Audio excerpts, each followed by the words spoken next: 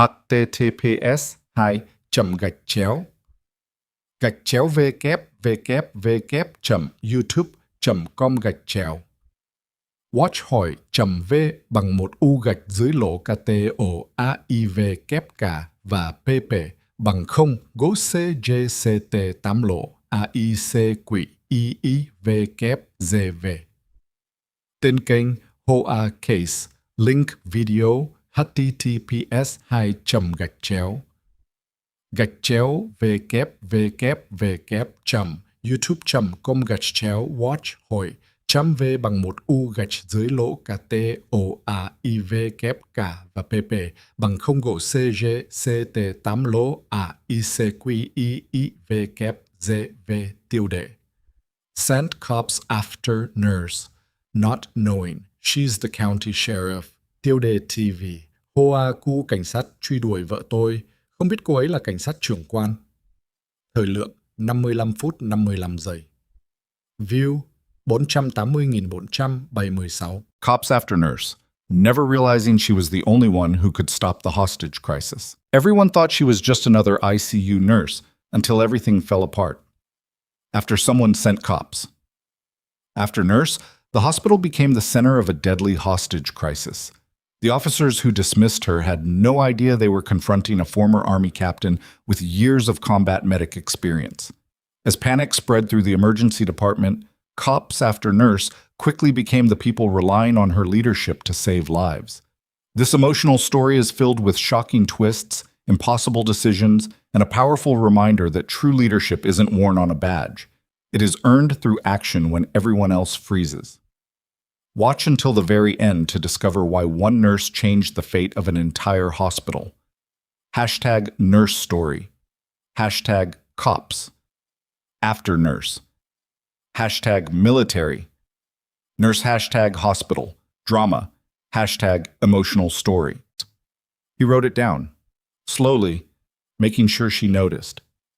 Ms. Voss. He closed the notepad. I'm conducting a preliminary investigation connected to a patient on this floor. I have the authority to access that room without a warrant under Wyoming statute in connection with a suspected... Do you have documentation of the statute you're citing? He stopped. Because if you do, she continued, I'll walk you to the charge nurse's station right now and we'll get this resolved in 3 minutes. If you don't, I'd ask you to wait in the family area downstairs while someone pulls up the hospital's legal liaison. Either way, Denny needs to get back to his patient. Denny looked at her with the expression of someone who has just been thrown a life preserver and isn't sure yet if they're allowed to grab it. Kowalski stared at Nora for a moment that ran slightly too long. You want to play it that way, he said. I want to play it the way that protects the patient and keeps you from doing something that creates a liability problem for your department. He stepped toward her, close enough that she could smell coffee and something synthetic. Cologne that had been applied too recently, like he'd put it on in the patrol car.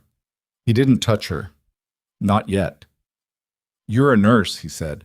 You don't tell me how to do my job. And you don't tell me how to run my floor. That was the moment. She could see him decide. He grabbed the front of her scrub top, not a shove, not a push, a deliberate grip, and walked her backward until her shoulders hit the wall. It wasn't violent in the dramatic sense. It was worse than that. It was casual. He did it the way someone might grab a door, efficiently, without heat, to demonstrate that the door moved when they wanted it to move. Let's get something straight, he said quietly. You're a nurse. This is a police investigation. You're going to step aside, or I'm going to have you removed from this floor for obstruction. Your choice, but make it fast. She didn't struggle. She didn't raise her voice. She looked at his hand on her scrub top and then looked at his face, and something in her expression, not anger, something older and more settled than anger, made him let go half a second before he'd intended to. You'll want to document what you just did, she said. Is that a threat? It's a suggestion. He stepped back, straightened his jacket, looked at Denny, who had pulled out his phone and was definitely filming. Put that away, Kowalski said. Denny did not put it away. The complaint moved fast, faster than Nora expected, which told her that Kowalski had a relationship with hospital administration she hadn't fully understood before. Within 40 minutes of the corridor incident, she was sitting across a desk from Gerald Pratt, the hospital's associate director of operations, a man who wore his authority the way some people wore an ill-fitting suit, always slightly uncomfortable with it, constantly adjusting. Pratt had a copy of something in front of him. He hadn't let her see what it was. "Nora," he said, in the careful tone of someone who has decided in advance what the meeting's outcome will be, "Officer Kowalski has filed a formal complaint alleging that you obstructed a police investigation and used aggressive language during what he describes as an attempt to conduct standard procedure. He grabbed me. He says he was gesturing and you misinterpreted the contact." She looked at him steadily. "Denny Marsh filmed it." Pratt's mouth did something complicated. "The footage is being reviewed. In the meantime what? In the meantime, we need to place you on administrative leave pending the outcome of the review. With pay," he added quickly. "Fully paid. It's just, you're suspending me because a cop with 3 conduct complaints filed a report before I could. We're following protocol. Your protocol involves suspending the person who was grabbed." "Nora." He leaned forward. He was genuinely uncomfortable. She could see it, and it didn't make her feel better. Uncomfortable people with authority still made the choices they made. "This isn't about what I believe happened. This is about managing the situation while you're managing the situation by removing the only person on the floor right now who knows those 3 ICU patients' histories well enough to catch a deterioration before it becomes a crisis." "We'll have coverage. You'll have coverage," she repeated. Flat. Not a question. She stood up. He started to say something else. Something about the review timeline, about appeals, about how this didn't reflect on her record, and she picked up her badge from the desk where she'd set it when she sat down, and she held it for a moment, and then she set it back down. "I'll need my personal items from the locker room," she said. "Of course." She walked out. Kowalski was in the first-floor corridor when she came back through, her jacket over her arm, her bag on her shoulder. He was talking to another officer, younger, newer, clearly uncertain whether to smile at whatever Kowalski was saying. When he saw Nora, he straightened slightly. "Heading out?" he said. She didn't answer. "Probably for the best." He wasn't hiding his satisfaction. He wasn't even trying to. "This is a police matter. Medical staff should stay in their lane." She stopped, looked at him. She didn't look angry. That was the thing that bothered him later, when he thought about it. She looked like someone who had made a calculation and reached the end of it. "I'll see you later," she said. "I don't think so." She walked out through the main entrance into the gray Wyoming morning. The parking lot was half full, the mountains visible in the distance, doing what mountains did, being indifferent and enormous, and she sat in her car for a moment with both hands on the wheel and didn't start the engine. She'd been in harder situations. She'd been in situations where being calm wasn't a choice, it was survival. She knew the difference between the anger you acted on and the anger you filed somewhere and retrieved later when it was useful. This one, she filed. She started the engine. She had been gone from the parking lot for less than 20 minutes when the call went out on the emergency channel. It started in the emergency department on the ground floor. Later, piecing it together from security footage and witness statements, investigators would establish that the man had come in through the ambulance bay at approximately 9:47 a.m., wearing a patient transport uniform and a neck brace that had nothing wrong with the person beneath it. His name was eventually identified as Calvin Drew, 38 years old, 6 prior felony convictions, and according to federal records that wouldn't surface until later in the day, a subject in an ongoing narcotics trafficking investigation connected to at least 2 deaths. He'd had a weapon on him when he came in. 2 weapons, technically, but only one was visible when things went wrong, which was how he'd gotten as far as he had. What started the incident precisely was still disputed later. The best reconstruction suggested that he'd moved toward the back corridor of the ED looking for something or someone specific, and a security guard named Phil Okafor had noticed his movement pattern didn't match someone in distress and had approached him, and Calvin Drew had made a decision in the fraction of a second before Phil Okafor could make his. The weapon came out. Someone screamed. Phil Okafor hit the floor. Not dead. Not yet. But down. and Calvin Drew had a gun pointed at a room containing 11 people and nobody with any training for what came next. The hospital's emergency lockdown protocol activated at 9:51 a.m. The alert that went out over the public address system used the phrase security situation because the protocol had been written by a committee that had prioritized not causing panic over providing accurate information. It caused panic anyway. On the third floor, Denny Marsh heard the lockdown tone and looked at his phone and saw the internal emergency text and stood very still for 3 seconds before his training kicked in and he started moving patients away from corridor-facing rooms. In the administrative wing, Gerald Pratt heard the alert and experienced the particular physical sensation of a situation becoming significantly worse than any situation he'd managed before. At the nurses' station on the east corridor of the ground floor, 2 nurses and a medical student went immediately to the floor as the protocol required, because the protocol had been written by someone who had done the training right, and they were close enough to the ED entrance to hear the second shout from inside.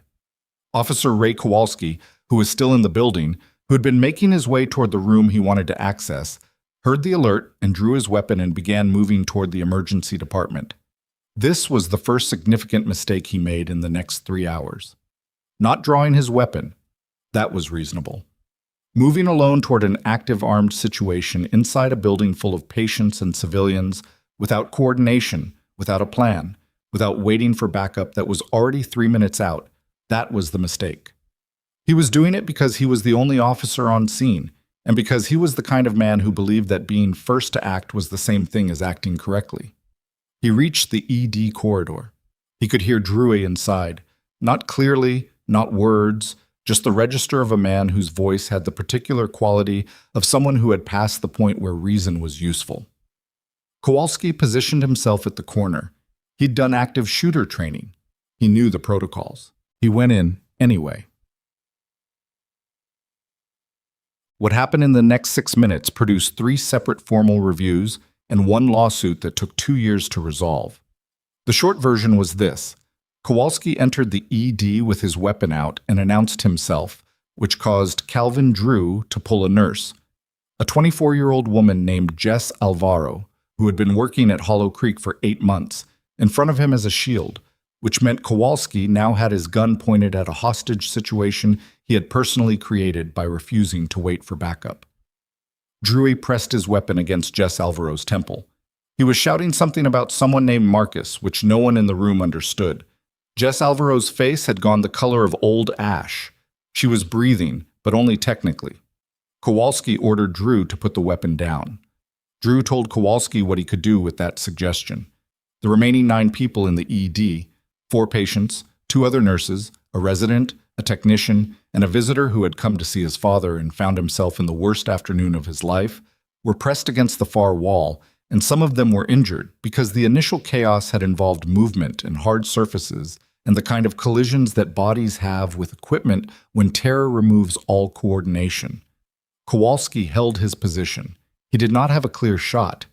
He was not going to get one. Outside in the parking lot, backup was arriving. 2 patrol units first, then a sergeant, then more units, and then, which nobody on the Denton Falls PD had expected, and which changed the entire situation in ways that took hours to fully understand. 2 black SUVs and a flatbed vehicle that was not from any local jurisdiction. The men who stepped out of the SUVs were not in standard law enforcement uniforms. The sergeant on scene looked at the lead vehicle's plates and made a call that took 30 seconds and left him standing very still with his hand still holding his radio. Inside the hospital, none of the people trapped in the emergency department knew any of this. They knew the room they were in. They knew the man with the gun. They knew that the officer who was supposed to be helping them had walked into the situation and made it worse. One of the nurses in the corner, an older woman named Pat Riggs, who had been at Hollow Creek for 11 years and had seen a lot of things, looked at the door to the supply corridor and back at the room and made a calculation she didn't share with anyone before she shifted 3 inches to the left, which put her closer to a wall-mounted emergency kit she'd been thinking about for the last 4 minutes. Jess Alvaro was still breathing. She'd stopped making any sound. Her eyes moved between Drewy and Kowalski in the constant, exhausting arithmetic of trying to figure out which direction the danger was coming from. Kowalski said something into his radio. His voice had a quality it hadn't had 40 minutes ago in the corridor upstairs. Drewy heard it and pulled Jess Alvaro an inch tighter. Someone's phone went off. One of the patients against the wall, some notification, something ordinary and completely wrong for this moment. And the sound made 3 people flinch and made Calvin Drewy's grip tighten until Jess Alvaro made a sound she hadn't made before. Kowalski's radio crackled. The voice that came through it was not his sergeant's. It was calm, military cadenced, and what it said was not directed at Kowalski. Voss, we have eyes on the secondary entrance. Tell me what you need. The room went very quiet. Ray Kowalski looked at his radio. He had no idea who had just used his channel. He had no idea who Voss was to these people, or why someone with that kind of voice, coming from vehicles with those kinds of plates, was asking a suspended ICU nurse for operational direction. But somewhere in the parking lot of Hollow Creek General Hospital, Nora Voss had turned her car around, and she was already moving. She hadn't gone far. That was the thing about Nora Voss. She hadn't driven home, hadn't gone to a coffee shop to sit with her anger somewhere quiet, hadn't done any of the things a person did when they were finished with a place. She'd pulled out of the Hollow Creek General parking lot, driven 2 blocks, and then sat at a red light with both hands on the wheel while something in her chest ran through a calculation she couldn't have put into words. She turned around before the light changed. She didn't know why exactly. Not at the time. Later, she would tell herself it was the patients, that she'd left without handing off properly, without making sure someone had eyes on room 309, where her most critical case was on a medication drip that required monitoring every 45 minutes. That was true. But it wasn't all of it. Some of it was something older than logic, the part of her that had spent 6 years in environments where you didn't leave when things got bad. You stayed. You figured it out. Leaving was for people who had the luxury of leaving. She pulled back into the lot at 9:53 a.m. and was reaching for her door handle when she saw the first black SUV turn off the main road. She went still. She knew that vehicle configuration.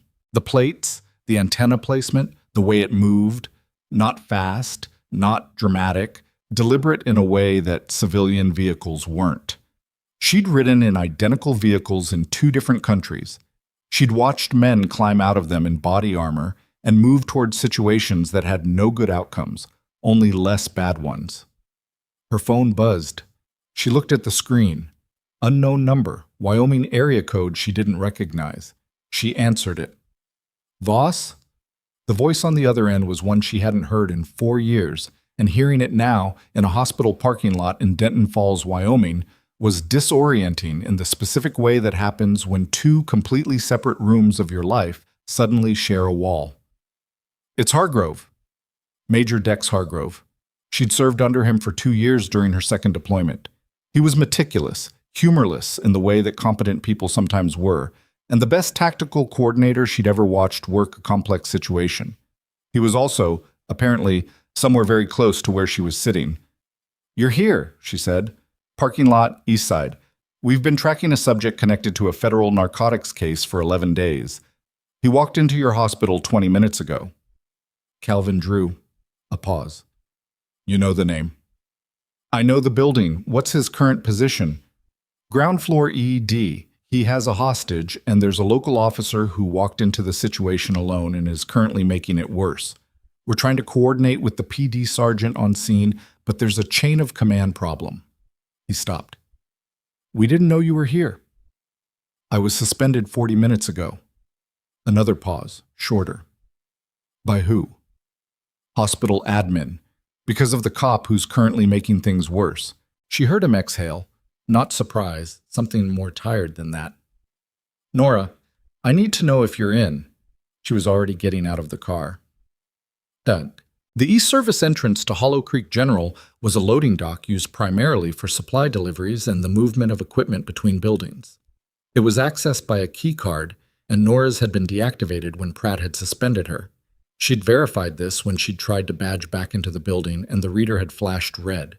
She stood at the door for 3 seconds before she remembered that the override panel for the East Dock had been broken for 6 weeks, and that maintenance had been using a manual prop lock because the work order was stuck in a queue somewhere.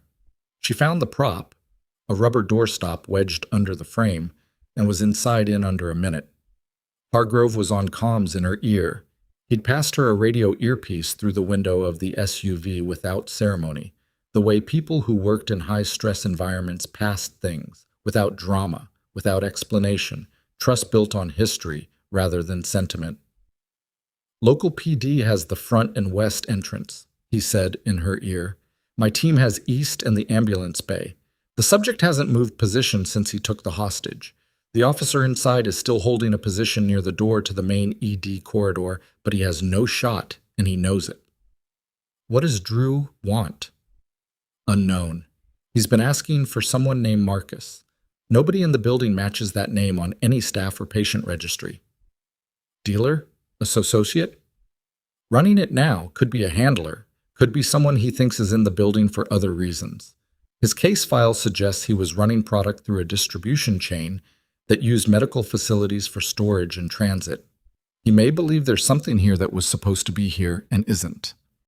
Nora moved through the supply corridor, keeping low and close to the wall, her footsteps quiet in the way that people who'd moved through buildings where being quiet mattered learned to be quiet. She passed a storage rack loaded with IV supplies, a crash cart that had been pushed aside in whatever initial scramble the lockdown had caused, a door marked staff only that was standing open at the wrong angle. She stopped. Something on the floor of the staff corridor, a dark smear against the linoleum, recent, the shape wrong for any kind of spill. "Hargrove, I have blood sign on the East Service corridor, ground floor. Phil Okafor, security. He's down but breathing. EMS is holding at the perimeter." She registered that. She kept moving. "Is he stabilized?" "Negative. We couldn't get anyone to him." She made a decision that wasn't really a decision. It was the application of a standard she'd been operating by since she was 24 years old, in a place where the decisions you made in the first 2 minutes determined everything that came after. She changed direction. Phil Okafor was around the corner from the staff corridor entrance, half against the wall and half on the floor, conscious but not tracking well. He was a broad-shouldered man in his 40s, and he'd pressed his own hand over the wound in his side with the reflexive accuracy of someone who'd had first aid training and retained it. The bleeding was serious. Not immediately fatal if it was controlled, but the window was finite. "Phil," she crouched next to him. "Nora Voss, 3rd floor ICU. I've got you." He looked at her with the particular expression of someone who has been in pain for long enough that a human voice registers as something almost abstract. "Nurse," he said. "That's right. Don't move." She didn't have her kit. She had her hands, and she had what was on the crash cart she'd passed, which she'd pulled to this position while Hargrove gave her the blood sign information, because she'd already known she was going to need it. She opened the cart while she kept pressure on Phil's side and ran a fast inventory. Adequate. Not ideal. Adequate. "Talk to me," she said while she worked. "Stay with me." "There were 2, Phil said. His voice was effortful. "The guy and somebody else. I only saw the one gun." She went still, just for a second. Then she kept working. "Hargrove." She kept her voice level. "Okafor is saying there may be a second subject, unseen. Confirm you have that." "Copy. We're running it." A pause. "That changes the geometry." "It changes everything." She had Phil Okafor stabilized, not out of danger, but stable, the bleeding controlled to a rate that gave him time. In 11 minutes. She'd done more with less in worse conditions. She'd done it while keeping Hargrove updated, and while the sounds from the main ED corridor changed twice. Once when she heard Kowalski's voice go up in register, which meant something had happened she didn't have eyes on, and once when she heard Jess Alvaro make a sound that Nora understood in her bones, because it was the sound a person made when the situation stopped being abstract and became physical. "I need eyes on the ED interior," she said. "Working on it. We have a camera feed, but the angle is partial." "What's Kowalski doing?" Hargrove was quiet for a beat too long. "He's still inside. He's attempted to negotiate twice. The second attempt escalated the subject." She bit down on what she wanted to say about that. "What's his read on the second subject?" He doesn't appear to be aware there may be a second subject. She closed her eyes for 1 second, and then she opened them and looked at Phil Okafor, who was looking back at her with the careful attention of someone tracking another person's face for information about how bad things actually were. "You're going to be okay," she told him, and she meant it, because the medical situation was manageable. The tactical situation was something else. "The nurse," Phil said. "Jess, she's—" "I know, I'm working on it." She stood up. Her hands had blood on them, Phil's blood, and she wiped them on her scrub pants because there wasn't another option. And she moved to the corner and looked at the layout she knew from 3 years of working this building, of knowing where every corridor went, which doors locked from which side, which panels were on independent power, which supply routes ran parallel to the patient corridors. She knew this building the way she'd learned to know forward operating positions. You learned the geography because the geography was the difference. The supply corridor on the north side of the ED connects to the internal utility passage behind the trauma bays, she said. If Drew is positioned at the main corridor entrance, his sightline to the north supply door is blocked by the equipment staging area.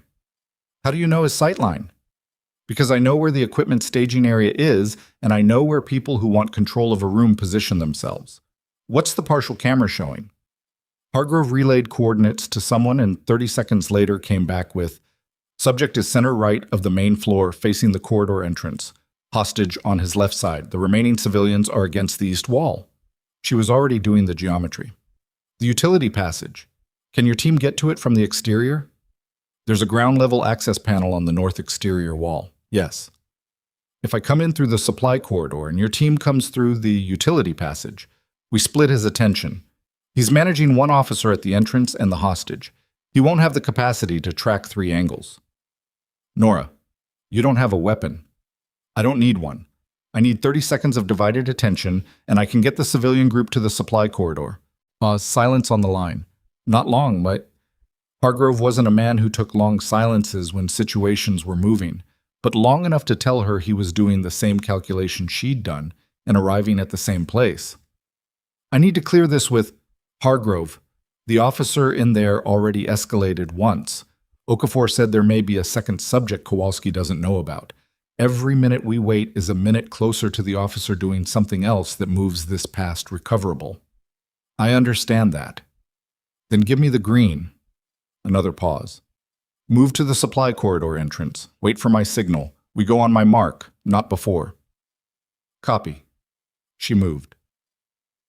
The supply corridor door had a small reinforced window at head height. She pressed to the wall beside it and took one careful look through the glass. The ED was a 40 by 60-foot space with 9 treatment bays arranged in a horseshoe, the nurse's station in the center, and 2 corridor entrances. The main one where Kowalski was positioned, and the supply door she was standing behind.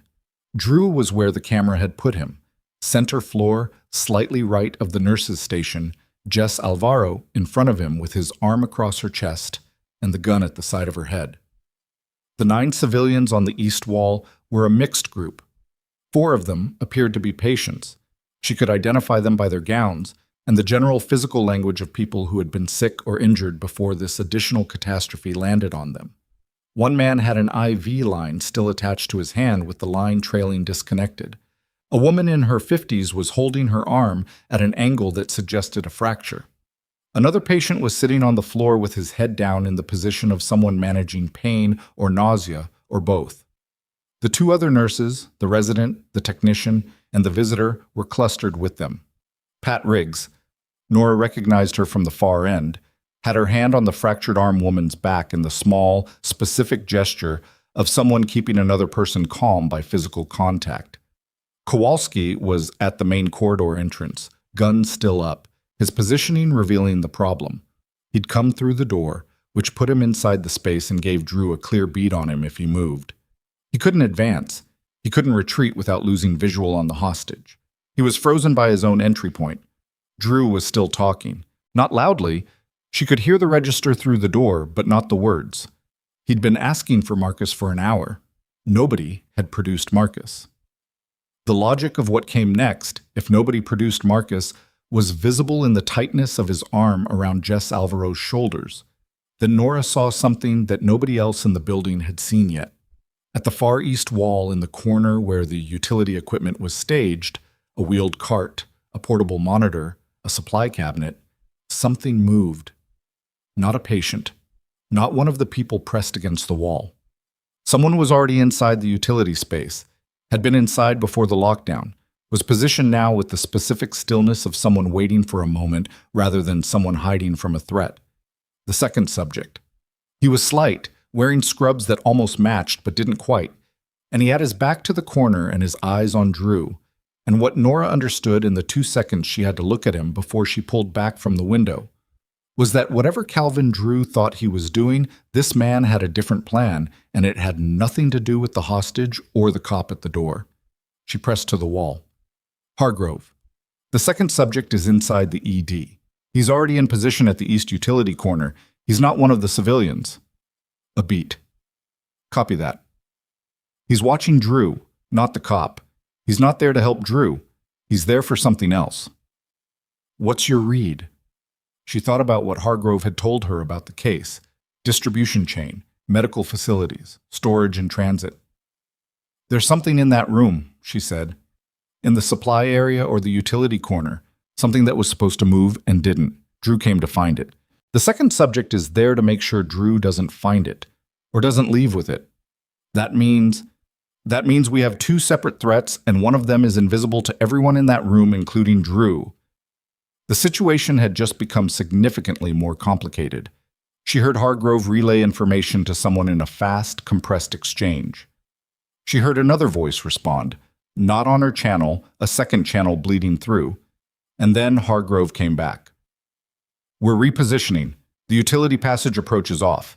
If your second subject is in that corner and my team comes through the utility access, we walk into whatever he's holding. I know. New plan. We need Hargrove. Kowalski doesn't know about the second man. If Drewy makes a move and Kowalski responds, the second subject is going to have a window and he's going to use it, and I don't know what he's got or what he's going to do with it. I know, Nora. Someone has to tell Kowalski. That's the problem. His radio is on the department channel. If I broadcast to him, Drew will hear it. She pressed the back of her head against the wall and stared at the ceiling and did the math on what she had and what she needed and how much time existed between the current state and a state that was unrecoverable. I can get in, she said. Negative. Through the supply door. I come in low, behind the nurse's station. Drew's back is to me. I get to Kowalski's position and I put it in his ear. And if Drew turns or the second subject spots you, then we're in the same place we're already heading, but I've put an officer on the right information. Nora. I'm not asking, Dex. She hadn't used his first name in 4 years. She hadn't meant to use it now. It came out of the same place as everything else. The place that didn't have a language for what she did when the situation demanded it, only the capacity to do it. Hargrove was quiet. On your signal, he finally said. You wait for the signal. We'll create a distraction at the main entrance. Enough to pull Drew's focus for 10 seconds. You use those 10 seconds. Copy. 10 seconds, Nora. That's what I can give you. It's enough. She didn't believe it was necessarily enough, but she said it because saying it was part of the preparation, the same way that before a hard run, you told yourself your legs were fine even when they weren't, because the body responded to what the mind insisted on. She positioned herself at the supply door, her hand on the handle, her weight forward. She breathed. She thought about Jess Alvaro's face through the window. 24 years old, 8 months at Hollow Creek. Someone who had come to work this morning with no idea what the morning was going to be. She thought about Phil Okafor on the floor of the service corridor, holding his own wound closed with his hand. She thought about Ray Kowalski standing frozen at the entrance to the ED with his gun up, locked in position by his own bad decision, about to have his bad decision get significantly worse because he didn't know what was in the corner behind him. She thought about Gerald Pratt behind his desk, saying, "We need to manage the situation," while putting the badge of the only person in the building who knew how to manage it down on a desk. The earpiece crackled. 15 seconds, Hargrove said. She tightened her grip on the door handle. 10. She lowered herself to a crouch. 5. Outside the main entrance to the emergency department, on the other side of the building, at the corridor entrance where Kowalski had come through, something happened. Loud, Sudden, controlled. The kind of noise that made a person's head turn before their mind had processed that turning was a choice. Drew turned. Nora moved. She was through the supply door and behind the nurse's station in 4 seconds, which was faster than she'd estimated, and which told her that her body remembered things her conscious mind sometimes forgot it knew. She was flat to the cabinet beneath the counter, moving in a crouch along the interior of the station toward the corridor entrance, and she was 6 feet from Kowalski when he registered movement in his peripheral vision and almost turned the gun on her. "Voss?" She kept her voice at a breath. "Don't look at me. Don't react. East corner, behind the equipment cart. Second subject. He's not a civilian." Kowalski's jaw moved. His eyes didn't leave Drew, who had turned back to the corridor entrance where the distraction had come from. "Say again," Kowalski said, barely moving his lips. "East corner, you're right. Unknown subject, not associated with Drew. Do not look over there. Drew is watching you." She saw him absorb this. She saw the moment it registered and the moment after that, the one where a man who had been running on adrenaline and bad judgment had to recalibrate with new information that didn't fit any framework he'd walked into this room with. "What do you want me to do?" he said. She hadn't expected that. Ray Kowalski, asking her what to do. She filed it. "Keep Drew's attention. Keep talking to him. Whatever you are doing, I need 30 more seconds." "For what?" She was already moving back toward the nurse's station, back toward the position that gave her a sightline to the east corner without being visible from Drew's angle. "For the people against that wall," she said, because that was the part she hadn't told Hargrove yet, the part she'd worked out while she was watching through the window and putting together the geometry of the room. The second subject in the corner was waiting for something. He wasn't going to move until Drew moved, which meant there was a window, not long, not generous, but real, where the civilians against the east wall could be moved. Not all of them, not at once, but the ones who were furthest from Drew's direct sightline, using the nurse's station as cover to the supply corridor. She couldn't do it alone. She caught Pat Riggs' eye across the room. Pat Riggs had been a nurse for 11 years. She'd been crouched against that wall for close to an hour. She was 61 years old, and she had, in that moment, the most carefully neutral expression Nora had ever seen on a human face. The expression of someone who had been waiting, who had seen someone they recognized come through a door they wouldn't have expected, and who understood, without being told, that something had just changed. Nora held up 3 fingers. Pat looked at them. Then she looked at the 3 patients to her immediate left, the ones closest to the supply corridor angle, the ones Drew would have to fully rotate to keep in his sightline. She gave the smallest nod Nora had ever seen. Kowalski said something to Drew. Loud, deliberate. The kind of statement that was designed to require a response, to force a person to engage with language when their instinct was to watch movement. It was the right call. Whatever else was true about Ray Kowalski, he understood how to hold someone's attention. Drew responded. His head moved toward Kowalski. Pat Riggs touched the arm of the woman next to her. The woman looked at Pat. Pat looked at the supply corridor door. Nora pushed it open from the inside and held it. The first civilian came through in 10 seconds. The visitor, the man who'd come to see his father, who was 30-something and healthy and moved fast once he understood he was supposed to move. The second was the technician, who helped the fractured arm patient to her feet and got her through the door while Nora held the frame and watched Drew's shoulders over the top of the nurse's station counter. Third was the patient with the disconnected IV line, who stumbled at the threshold and caught himself on the door frame and made a sound that was too loud, and Drew turned. Not fully. A quarter rotation, head moving before his body, the instinctive pivot of someone who has been tracking a space and noticed a change in it. Jess Alvaro felt his arm tighten, and in the east corner, behind the equipment cart, the second subject moved. Not toward Drew, not toward the civilians, toward the supply cabinet mounted on the wall, the one that was part of the utility staging area, the one that looked identical to every other cabinet in the ED except that its lock, when you look closely, was a different model than the others. A newer model, the kind with a digital keypad. He had the code. She could see his fingers moving. Nora understood, in one compressed second, that the distraction she'd been using to move civilians was about to become the distraction that let someone walk out of this room with whatever was in that cabinet, while everyone's attention, Drew's, Kowalski's, hers, was divided. She made a choice. She stood up from behind the nurse's station. She said in a voice that carried exactly as far as she needed it to carry, "Don't open that cabinet." Every head in the room turned, including Calvin Drew's, including Ray Kowalski's, including the second subject's, and his face, when he looked at her, told her she'd been right about all of it. The gun in Drew's hand moved away from Jess Alvaro's temple by approximately 2 inches, because Drew had turned, because everything had turned, and in the half-second of chaos that followed, Jess Alvaro did the thing that nobody plans but some people do anyway in the exact right moment. She dropped. Straight down, dead weight, the way a person drops when they stop cooperating with the arm that's holding them up. Drew lurched forward. Kowalski moved. And from the utility passage behind the east wall, the one Hargrove had said was compromised, 2 of Hargrove's people came through anyway, because Hargrove had been listening to everything on the channel and had made his own calculation. And the calculation was that Nora Voss standing up and announcing herself in the middle of a hostage situation was the signal, whether she'd meant it to be or not. The second subject ran. He made it 4 steps toward the supply corridor, toward the door that was still open, where the last civilian had just come through, before he found Nora Voss standing directly in his path with absolutely nothing in her hands and an expression on her face that stopped him the way a physical wall would have, with the kind of authority that doesn't come from what you're holding. "Down," she said. He was bigger than her. He had something in his jacket. She could see the weight of it.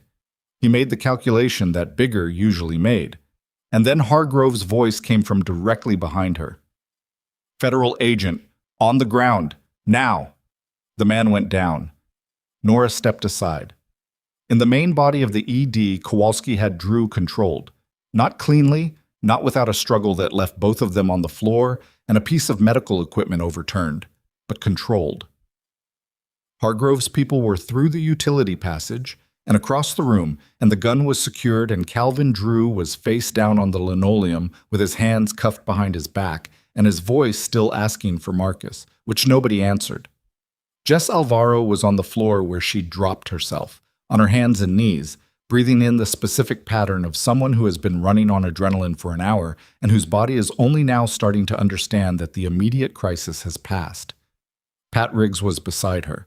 Pat had come back through the supply corridor the moment Nora had stood up, because Pat Riggs had 11 years of reading situations and she'd read this one correctly.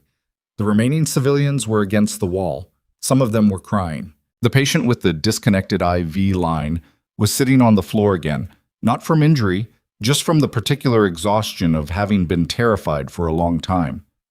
The room smelled like sweat and antiseptic and something else, the particular smell of a space where fear has been present at high levels for an extended period. Nora looked at all of it. Her hands were still clean of the immediate violence. Hargrove's people had handled the final containment.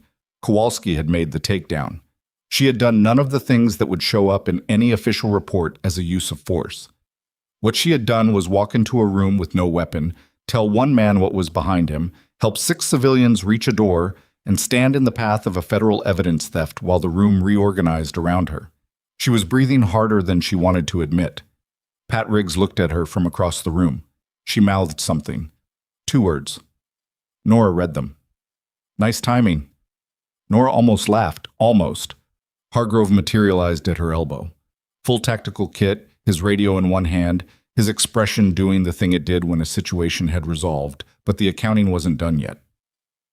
"Second subject is an informant who went sideways," he said quietly. "He's been feeding us information on the distribution chain for 8 months and apparently decided the evidence in that cabinet was worth more to him personally than his deal with the government." "What's in the cabinet?" "Documented chain of custody records, names, quantities, the kind of thing that puts people away for a long time." He paused. "He was going to burn it." She looked at the cabinet across the room. The keypad. The informant face down on the floor with his hands secured. "And Drew?" Was a distraction. Our informant tipped Drew to the idea that his distribution contact, the Marcus he's been asking for, was in this building. It was a false lead. Drew was supposed to create enough chaos that the informant could access the cabinet and destroy the records. Your informant manufactured a hostage situation to cover evidence destruction. That appears to be what happened. Nora was quiet for a moment. Phil Okafor is in the East Service corridor, she said. Stable, but he needs surgical attention. He's been down for over an hour. Hargrove was already relaying into his radio before she finished the sentence. Around them, the emergency department was beginning the process of transition. From crisis to aftermath. From held breath tension to the particular exhaustion that followed. Kowalski was on his feet, his uniform disheveled, a cut above his eyebrow from something during the takedown. His junior officer had arrived through the main entrance and was trying to help him, saying something, and Kowalski wasn't listening to any of it. He was looking at Nora. She looked back at him and didn't say anything. There would be time for everything that needed to be said later. Right now, there were patients to triage and a security guard in a corridor who needed to get to a surgical team, and 2 subjects in federal custody, and 6 civilians who needed someone to check them over and tell them they were okay. She started with the closest patient, the woman with the arm fracture, who was sitting in a chair someone had pulled over and who was holding herself with the careful stillness of someone managing significant pain. "Let me see," Nora said. The woman held out her arm. Nora assessed it with her hands and her eyes and said, "Radial fracture. You're going to need imaging and a set, but nothing's displaced. You did the right thing holding it still." "I've had worse," the woman said, and then immediately looked surprised that she'd said it. "So have I," Nora said. She moved to the next patient, and the next. She worked her way around the room the way she always worked, methodically, without hurry, giving each person the specific attention their situation required, and not more and not less. It was 10:47 in the morning. She'd been suspended for just over an hour. She was still in the building. Nobody had told her to leave. And in the corridor outside the emergency department, a door swung open, and Gerald Pratt walked through it with the expression of a man who was trying to find the right face to put on a situation that had moved entirely beyond his capacity to manage, and his eyes found Nora Voss crouched beside a patient on the floor of the department he had removed her from 63 minutes ago, and he stopped. She didn't look up. She was checking the pulse of the man with the disconnected IV line, who had low blood pressure and was clammy in the way that required a specific response, and she was talking to him in a low voice, and whatever Pratt was trying to say from the doorway, it was going to have to wait. Above them, on the 3rd floor, one of her ICU patients had just tripped the alarm on his medication drip, the one she'd told Pratt about, the one she'd said needed monitoring. And the new coverage nurse was scrambling to respond and getting it wrong, and the alarm was getting louder. Nobody on the administrative side had heard it yet, but Nora had. She looked up at the ceiling just for a second, then she looked at Pratt. "I need my badge back," she said, "and I need it now." Pratt didn't move right away. He stood in the doorway with his mouth slightly open and the expression of a man who had prepared several versions of what he was going to say and found that none of them applied to what he was currently looking at. The alarm from the 3rd floor was audible now to everyone in the room. Not loud. The building's sound insulation kept it to a low, persistent tone, but recognizable to anyone who knew what it meant. Nora knew what it meant. She'd set the parameters on that drip herself at the start of her shift, and the alarm threshold she'd programmed was specific. It would trigger if the flow rate deviated by more than 8% in either direction, which could indicate either a pump malfunction or a patient response that required immediate assessment. She stood up from beside the man with the low blood pressure. He was stable enough for the moment. She'd made the call, she was moving on, and she looked at Pratt and waited. He reached into his jacket pocket and took out her badge. He'd been carrying it. She hadn't expected that. She didn't say anything about it. She took it, clipped it to her scrubs, and was through the door before he finished whatever he was starting to say behind her. The elevator was occupied, she could hear it moving somewhere between floors. So she took the stairs, which she always took anyway because the elevators at Hollow Creek were slow and she'd never had patience for slow when there was something that needed doing. 3 flights, door to the 3rd floor, and she was already running the mental checklist before she hit the corridor. Her patient in room 309 was 67 years old, post-surgical, on a heparin drip for a deep vein thrombosis that had shown up on imaging 2 days after his knee replacement. The drip parameters were tight. The margin for error in either direction, too much or too little, was the kind of margin that produced outcomes that appeared in incident reports. She came through the stairwell door and saw the situation in about 2 seconds. The coverage nurse, a woman named Bev Tallis, who was competent but who had been assigned Nora's patients with 40 minutes of handoff and no actual background on any of them, was standing at the pump with the interface open, trying to navigate the parameter override. The alarm was still going. In the room, through the window, Nora could see her patient, whose name was Leonard Gast, sitting up in bed with his hand pressed to the IV site on his arm, which told her 2 things. The line had shifted, and Leonard was uncomfortable enough to try to do something about it himself, which was not what Leonard should be doing. "Stop," Nora said, and Bev stopped with her hand halfway to the pump screen. "What's the current rate?" Bev looked at the screen. "It's showing 38 milliliters per hour, but the set rate is 42. "Since when?" "The alarm went off 6 minutes ago." "Pull the line. Don't override the pump." Bev hesitated. "If I pull the line has shifted at the insertion site. Leonard's been moving it." Nora was already through the room door. "Leonard, take your hand off your arm." Leonard Gast was 67, a retired civil engineer who had strong opinions about things and a low threshold for being told what to do. He looked at her with the particular expression of a hospital patient who has been left alone long enough to develop suspicions about the equipment attached to him. "It was beeping," he said. "I know. Hand off your arm, please." "I was just—" "Leonard." She said it the way she said most things, without heat, without performance, just the flat weight of someone who needed him to do what she was asking so she could do what needed doing. "I know you were trying to help. Let me take it from here." He moved his hand. The insertion site had a small hematoma developing, minor, manageable, but the line had kinked against it when he'd repositioned himself, which was what had dropped the flow rate. She assessed the site, made the call to replace the line rather than attempt to clear the kink, and was already reaching for the supply cart when she registered that Bev was still in the doorway. "I need a new 20-gauge and flush supplies," Nora said. Bev was gone and back in 90 seconds. She was efficient. She was just working without context, which was a different problem than incompetence. "His last INR was 1.4, Nora said while she worked. "He's got a history of heparin sensitivity. It's in his file, but it's in the notes section, not flagged. He needs his level checked in the next hour." She established the new line with the specific focused quiet she'd had in these situations since her 3rd year of doing this, not thinking about her hands, just letting them do what they knew.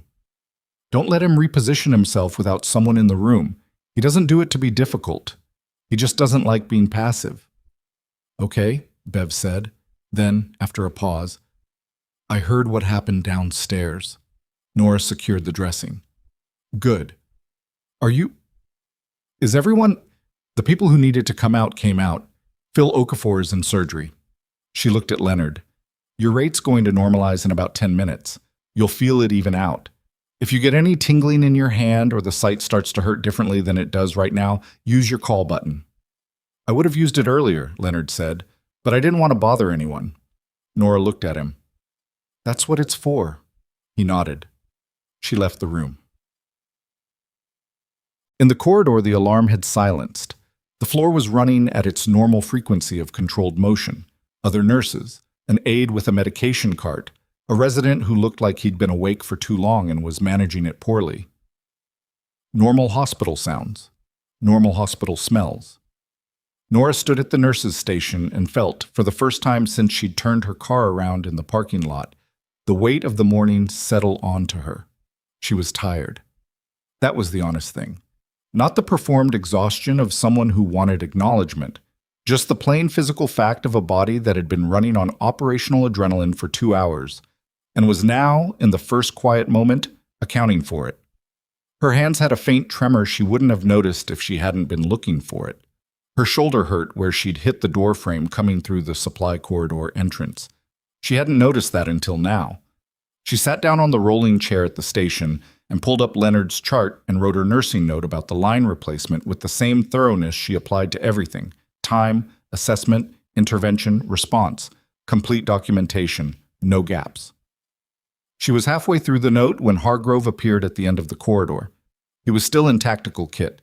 He looked out of place on a hospital floor, saw all that equipment, that particular posture, but he walked without hesitation toward her station the way he'd walked into every situation she'd ever watched him enter. He sat down in the chair across the nurse's station counter without being invited, which was also consistent with her memory of him. "Bill's in surgery," he said. "I know. I asked Bev to check. Surgeon says the wound was well managed. Whoever packed it bought him time." She didn't respond to that. The second subject is in federal custody. Drew is in county lockup, pending a federal hold. The cabinet contents are intact. He set his hands on the counter. The evidence in that cabinet is the backbone of an 18-month investigation. 4 distribution networks, 11 individuals, the kind of case that takes years to build and one bad afternoon to destroy. So it's intact. Because of what you did. Because of what your team did. Nora. He said it with the same patience he applied to everything. "You want to argue about this later, we can argue about it later. Right now I need to talk to you about what comes next." She looked up from the chart. "What comes next," she said, "is that I finish my shift." Hargrove had the expression he got when someone said something he respected, even though it complicated things for him. "Your suspension was rescinded by the man who issued it about 30 minutes ago, in front of witnesses. I need a formal statement from you, recorded, about what you observed, what actions you took, the timeline." He paused. "I also need you to understand that Officer Kowalski's conduct, both this morning and prior to the incident, is going to be part of a separate review. What he did to you in that corridor was captured on the hospital's internal cameras. The IA unit is already aware." She was quiet for a moment. "He did the right thing at the end," she said. "He did. That'll be in the record too." Hargrove tilted his head slightly. "It doesn't cancel what he did before." "No," she agreed. "It doesn't." She saved her nursing note and closed the chart. Outside the window at the end of the corridor, the Wyoming afternoon was doing what Wyoming afternoons did. Clear, enormous, the mountains unchanged and unchanging at the edge of the visible world. "Your record is going to come out," Hargrove said, "in the review, in the public statement my department has to make about the operation. Your service history, your commendations, people are going to know." She absorbed that. "I know," she said. "Does that bother you?" She thought about it honestly. "It bothers me that it changes how people see the work. That the work is exactly the same whether they know about my record or not, but now they'll look at it differently. Like the record is the reason instead of the reason being that it's just the work." Hargrove was quiet for a moment. "Yeah," he said, "I know that feeling." She stood up. She had 4 other patients to check on before the shift handoff, and Leonard's INR result would be back within the hour, and she still needed to debrief with Bev about the specifics of 2 of the more complicated cases on the floor. "I'll give you the statement," she said, "after shift." "After shift," he agreed. He stood too, and for a moment they were both just standing in the corridor of a hospital floor on a Tuesday afternoon, 2 people with a shared history and a very different present, and there was something in the space between them that wasn't quite comfortable and wasn't quite uncomfortable, just the truth of what they'd both been through, present and uncollapsed. "For what it's worth," Hargrove said, "when I saw your name on the hospital staff registry this morning, before any of this happened, I thought—" He stopped, reconsidered. "I thought whoever was lucky enough to have you on their staff didn't know what they had." She looked at him. "I know," she said. She picked up the next chart. She was 6 rooms down the corridor when the overhead PA system activated. Not the emergency tone, just the standard all-call tone. And the voice that came through it wasn't the automated system voice, it was Gerald Pratt. "Attention Hollow Creek General Staff," he said, and his voice had the particular quality of a man who has prepared a statement and is trying very hard to deliver it correctly. "I am reaching out to inform you that this morning's security incident has been resolved. All patients and staff are safe. I also want to address—" He paused, long enough that it was uncomfortable. "I want to address a personnel decision made this morning that was incorrect. Nurse Nora Voss, assigned to the ICU East Wing, was placed on administrative leave this morning under circumstances that I now understand were inappropriate. That decision is rescinded effective immediately. Nurse Voss has been reinstated with full standing. Nora stopped walking. Around her, the floor had gone quiet the way floors sometimes did when an announcement landed differently than expected. Nurses pausing, an aide looking up from a cart, the resident at the far end of the corridor turning toward the nearest speaker. Additionally, Pratt said, I've been informed by federal officials on site that Nurse Voss's actions this morning contributed directly to the resolution of a serious threat and the preservation of the safety of patients and staff. I want that to be on the record. Hospital-wide. He said something else, something about the ongoing review process, about coordinating with law enforcement, about operational updates to follow. She didn't hear most of it. She was looking at the chart in her hand. Room 314. A 61-year-old woman admitted 2 days ago with a sepsis presentation that had stabilized but was showing early signs of a secondary complication that the morning attending had noted but not fully acted on.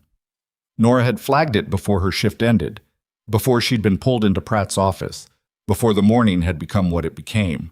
She'd written a note and sent an internal message to the attending and hadn't heard back. She went into room 314. The woman, her name was Rita Solano, was awake, which was better than the alternative, but her color was wrong, and her breathing had changed since the last documented assessment. Mrs. Solano, Nora said, I'm going to check your vitals. Rita Solano looked at her with the exhausted alertness of someone who had been sick long enough to stop being surprised by bad news, but hadn't stopped paying attention. Is it worse?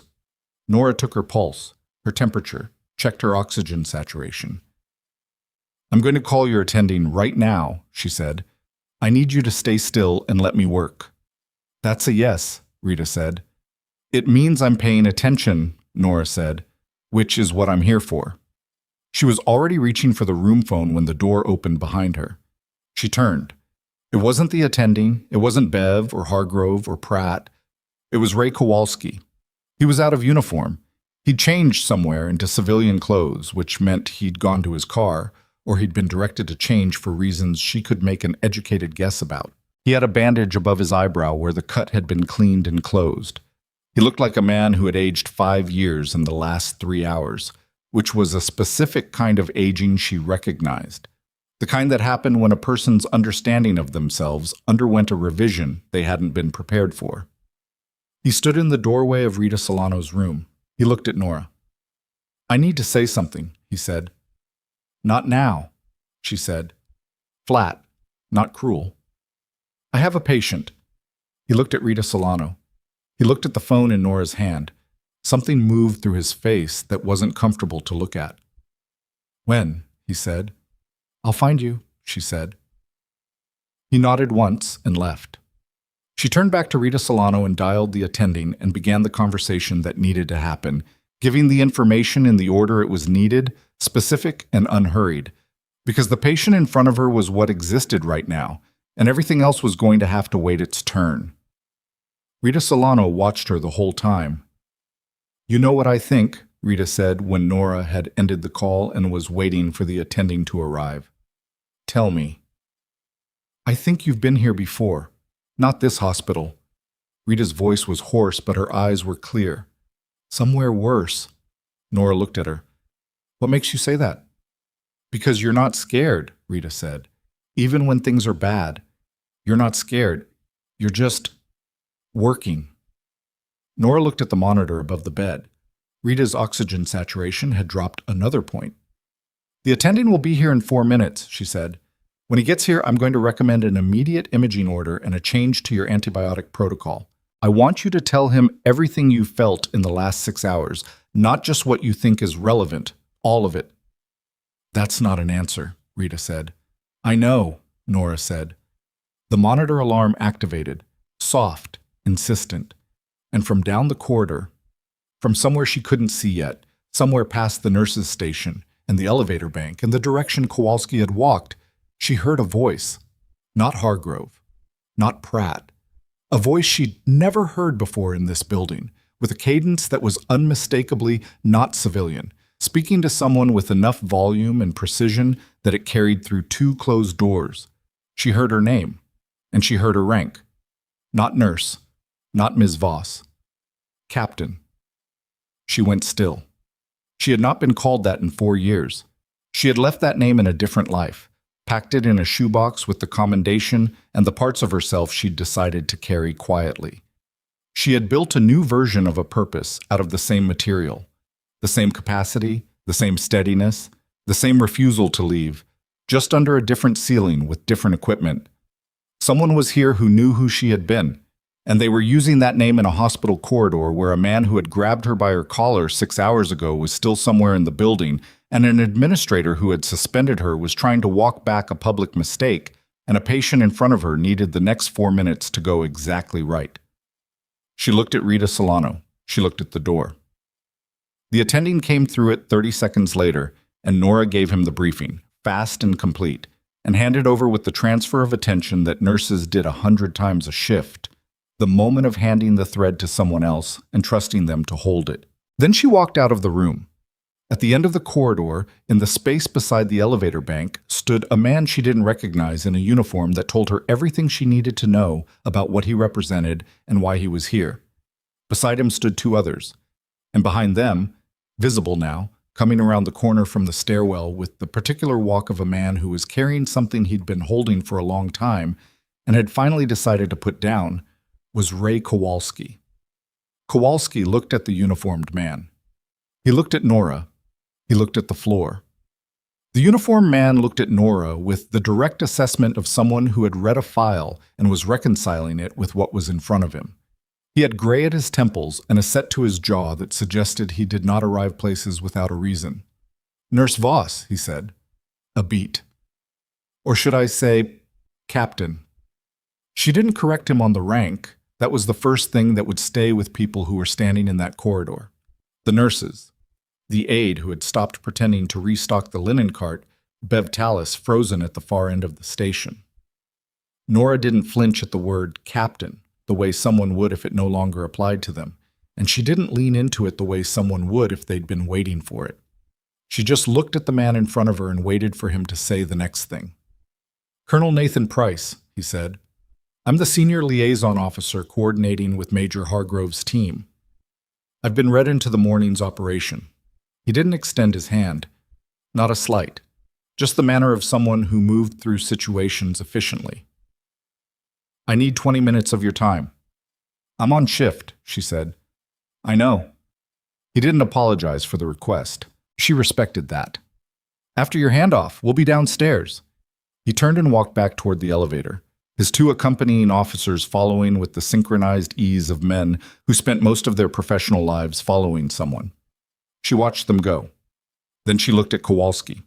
He was still standing where he'd been when she walked out of Rita Solano's room. His civilian clothes, dark jacket, gray shirt, made him look younger and somehow smaller than the uniform did, which was probably the opposite of how he'd intended that to work when he put them on. The bandage above his eyebrow was white against skin that had the grayish quality of someone who hadn't slept and then had a very bad morning. "My statement to IA is scheduled for this afternoon," he said. "I wanted you to know that before it happened." She looked at him. "Why?" "Because I'm going to tell them what I did, in the corridor, and the rest of it." He held her eyes, didn't look away. "I filed the complaint before I thought about what I was doing. And I didn't think about what I was doing because I never—" He stopped, started again differently.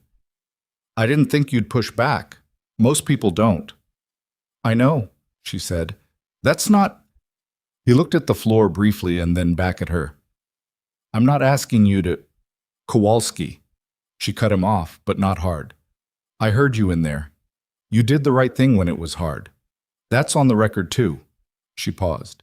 "You told Pratt what you needed to tell IA. That's your business." He nodded. He looked like he wanted to say more and had enough sense not to. She went back to work. The handoff took 40 minutes instead of 30 because 3 things happened in sequence that required her direct involvement. Leonard Gas, INR, came back at a level that needed an attending consult and a dosage adjustment. Rita Solano's imaging was ordered, and the preliminary read came back confirming what Nora had suspected, which meant a medication change that needed to be communicated clearly to the incoming nurse. And Denny Marsh appeared at the nurse's station in civilian clothes, with his phone in his hand and a look on his face that meant he had questions he wasn't sure he was allowed to ask.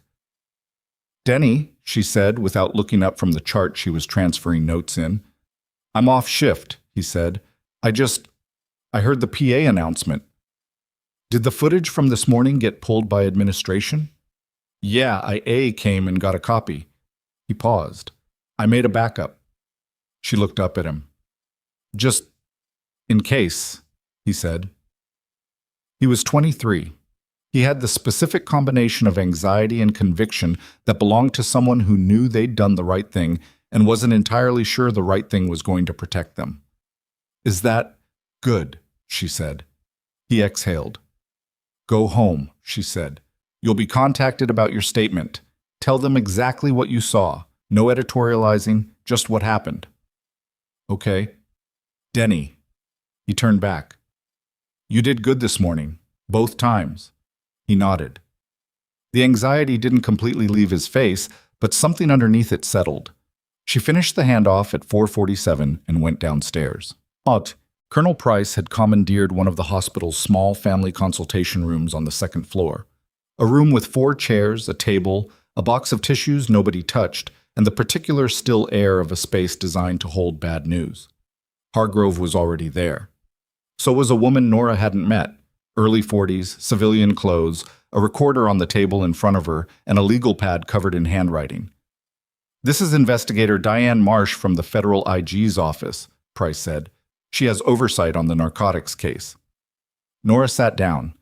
The statement took an hour and 20 minutes. Investigator Marsh asked questions with the specific clarity of someone who knew what she was looking for and was competent enough to take the most direct route to it. Nora answered without embellishment. She didn't editorialize about Kowalski or about Pratt. She gave the timeline, the observations, the decisions, the medical interventions, the tactical assessments. When she described identifying the second subject in the utility corner, Marsh's pen moved faster without her expression changing. When it was done, Marsh closed her legal pad and looked at Nora with something that wasn't quite warmth, but wasn't the practiced neutrality of the earlier interview either. "The evidence in that cabinet," Marsh said, "represents the documented distribution records for a network that has been responsible for the deaths of at least 7 people in 3 states over the past 2 years. The informant who attempted to destroy it was our primary source. His cooperation agreement is now void. The case proceeds without him, and because those records are intact, it proceeds with significantly more strength than it would have otherwise." Nora looked at the table for a moment. 7 people, she said. "That we can confirm." She absorbed that. Not dramatically, just absorbed it, the way information settled when it was the kind that had weight. "The officer," she said. "Kowalski. His IA review." "Not our jurisdiction," Price said, "but my office is providing a full operational report to the Denton Falls PD's Oversight Board, which will include a complete account of his actions today, both the conduct in the corridor this morning and his performance during the incident." "Both," she said. "Both," he confirmed. "The record should be complete." She nodded once. Hargrove walked her out after, into the second-floor corridor, and they stood for a moment the way they'd stood that morning on the 3rd floor, with the specific comfort of people who had worked in close proximity under difficult conditions and didn't need to fill silences unnecessarily. "What happens to the case now?" she asked. "It moves. The informant's involvement becomes part of the prosecution's narrative. Attempted evidence destruction actually strengthens the framing of why the distribution network was worth protecting in the first place." He looked down the corridor. The 11 individuals in those records. Arrest warrants within the week. And Drewy? Federal charges. He was being used, but he still did what he did. The law doesn't sort by intention. She thought about Phil Okafor on the floor of the service corridor, holding his own wound closed. "How's Phil?" "Out of surgery 2 hours ago. Surgeon says clean repair, good outcome. His wife is with him." She felt something in her chest unclench that she hadn't fully realized was clenched. "Good," she said. "Just that." "Yes, The IA review of Ray Kowalski began officially the next morning, but the practical collapse of his position at the Denton Falls PD started the same afternoon the incident occurred, in the way these things sometimes started, not with a formal process, but with a video. Denny Marsh's backup footage, which he had not shared publicly and had not been asked not to share publicly, found its way to a local news outlet by 7 p.m. that evening. The story that accompanied it was factual and spare. Police officer physically confronts nurse who later assists in resolution of hospital hostage situation. The footage showed Kowalski's hand on Nora's scrub top, the wall behind her, his body positioning. It showed her face, specifically what wasn't on it, which was fear. By the next morning, the story had moved out of Denton Falls. Nora didn't watch it. She heard about it from Bev when she came in for her shift, and from Leonard Gast, who had seen it on his phone and told her with the particular satisfaction of a patient who has formed a strong opinion about the staff member responsible for his care. She thanked him for telling her and checked his vitals and moved on.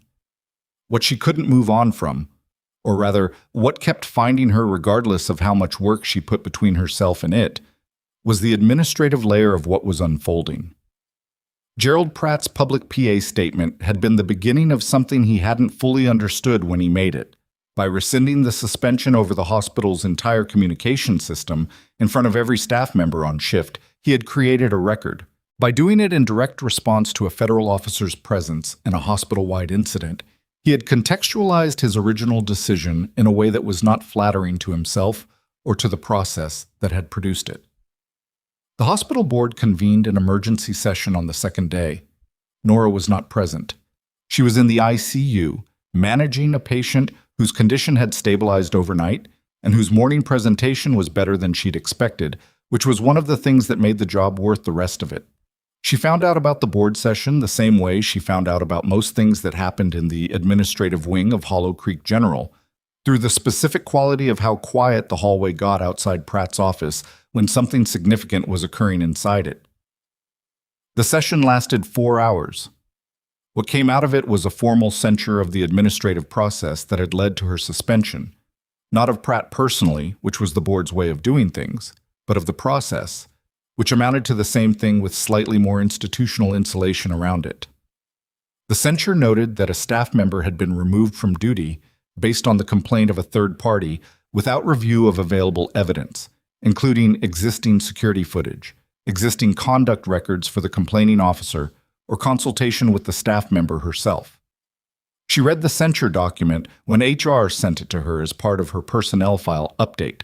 She read it once, completely, and then filed it in the folder on her laptop where she kept documents she might need later.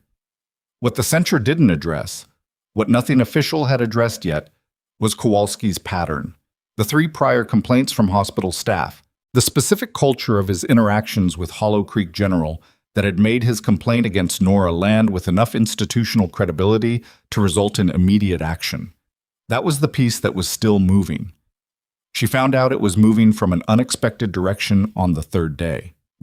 She was eating lunch, actual lunch, at an actual table, which happened approximately twice a week. In the hospital cafeteria when Pat Riggs sat down across from her with a tray and the expression of someone who has been thinking about something for several days and has decided to say it out loud.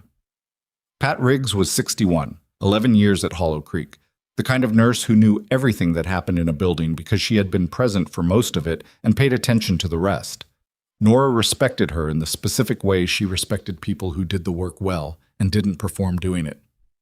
The other 2, Pat said, by way of greeting. Nora looked up. Sorry? The other 2 complaints against Kowalski, filed by hospital staff in the last 18 months. Pat opened her milk carton with the efficiency of someone who didn't waste time on packaging. One was Rosario from the ED. One was Marcus Tate from security. Not Phil, the other one. Both of them were told informally that pursuing the complaints further would be, she paused, choosing the word with care, complicated. By who? By someone in administration who had a relationship with Kowalski's lieutenant. Pat ate a bite of her sandwich. I don't know all of it, but Rosario told me at the time, and I didn't do enough with it. Nora looked at her. I'm telling you now, Pat said, because IA has been talking to staff. And I think Rosario and Marcus should talk to them, and I think they might do it if someone they trust told them it was worth doing. Why are you telling me instead of telling them? Pat looked at her with the precise expression of someone who finds a question slightly unnecessary. Because you're the one they trust. Nora put her fork down. She thought about the board censure in her laptop folder. She thought about what Hargrove had said about the record being complete. Do you know if either of them has been contacted by IA yet? Rosario hasn't. Marcus, I'm not sure. I'll talk to them, she said. Pat nodded. She ate another bite of her sandwich. Also, Pat said, you should know that Jess Alvaro has been asking about you. She doing okay? She's been seen by the hospital counselor. She's shaky but functional. Pat looked at her tray. She told me that when you came through that supply door, she thought you were part of the threat. And then she said she looked at your face and thought, no, that one's here to fix it. Nora didn't say anything for a moment. She asked me what your background was, Pat said. I told her I didn't know, which was true at the time. What did you tell her after? Nothing. I figured that was yours to tell or not. Nora looked at the cafeteria. The noise of it, the ordinary mid-shift rhythm of people refueling for the second half of their day, the complete absence of anything that looked like what the last 3 days had been. I'll find her, she said. The call from Kowalski's lieutenant came on the 4th day. She hadn't expected a call from the lieutenant. She'd expected, at most, a formal notification of the IA outcome through the proper channel. What she got instead was a direct call to her cell at 6:40 in the morning, which told her that whatever the lieutenant was calling about had moved outside the formal IA process in a way that required direct communication. Lieutenant Gary Selleck had been with the Denton Falls PD for 22 years. He had the voice of someone who had been in leadership long enough to have opinions about how things worked and long enough to have those opinions occasionally be wrong. Ms. Voss, he said, I want to be transparent with you about something that's happening within my department. She was sitting in her car in the hospital parking lot 7 minutes early for her shift. She rolled down the window an inch. Okay, she said, the IA review of Officer Kowalski has expanded. Based on testimony received in the last 48 hours, we're now looking at a pattern of conduct that goes beyond the specific incident with you. That includes the prior complaints, and it includes certain communications between my office and the hospital administration regarding those prior complaints. She went still. Certain communications, she said. I made informal contact with hospital administration on at least 2 occasions following staff complaints about Officer Kowalski. My intent was to facilitate a resolution. He stopped. I understand now that what I was actually doing was discouraging formal pursuit of those complaints. Nora looked through the windshield at the hospital entrance, at the automatic doors opening and closing for the morning shift change. Are you telling me this because you're required to or because you want to? She said. A pause. Both. She could respect that more than she could respect the alternative. The communications are being included in the IA record, Selleck said. I have also submitted a voluntary statement to the Oversight Board. I'm not... He stopped again. I'm not asking you for anything. I wanted you to hear it from me before it became public. She thought about Rosario from the ED, about Marcus Tate from security, about the complaints that had been informally discouraged out of existence. There were people who tried to report what Kowalski did, she said, and they were told it was complicated. Yes. Those people deserve to know the complaints are being taken seriously now. They'll be notified through the proper... Lieutenant? She kept her voice level. They were let down by the proper process once. Someone should call them. Silence on the line. I'll make the calls personally, he said. She believed him. She didn't know if that made it sufficient, but it was something. Thank you for telling me, she said, and ended the call. She sat in the car for another 4 minutes. She didn't think about anything in particular. She let the information settle the way information needed to settle before she did anything with it, the way she'd learned to let the first moments after a hard situation breathe before she decided what they meant. Then she got out of the car and went to work. The piece she hadn't anticipated, the one that landed on the 6th day and rearranged the remaining pieces in a way she hadn't mapped out, was the photograph. It appeared in the same local outlet that had run the corridor video, and it had been taken during the incident by one of Hargrove's team members using a tactical camera for operational documentation. The federal IG's office had cleared its release as part of the public account of the operation. It showed the interior of the emergency department at the moment the second subject had moved toward the supply cabinet. In the foreground, slightly blurred by motion, were Hargrove's people coming through the utility passage. In the background, in focus because the camera had been angled to capture the cabinet, was Nora. She was standing up from behind the nurse's station. Her hands were empty. Her scrubs had blood on them from Phil Okafor's wound. She was looking directly at the second subject, and her body was positioned in the path between him and the door. She didn't look heroic in the photograph. She looked tired and determined, and like someone who had done the math and arrived at a specific answer, and the answer was, here. This is where I stand. The photograph ran with a caption that included her name and her former rank. Information cleared for release by Colonel Price's office. By the end of that day, Gerald Pratt had received a formal inquiry from the hospital board about the institutional review process that had led to the suspension. The inquiry was not a censure. It was a question that had the shape of an answer it was already expecting. By the morning of the 7th day, Kowalski had been placed on indefinite suspension pending the full IA outcome, and Lieutenant Selleck had submitted a voluntary compliance report to the Oversight Board that effectively ended any institutional protection Kowalski had previously been able to rely on. The process was moving, publicly, with the specific momentum that happened when a story found the right document and the right photograph and the right sequence of people saying the right things on the record. Nora knew about most of it through the same channels she'd always used.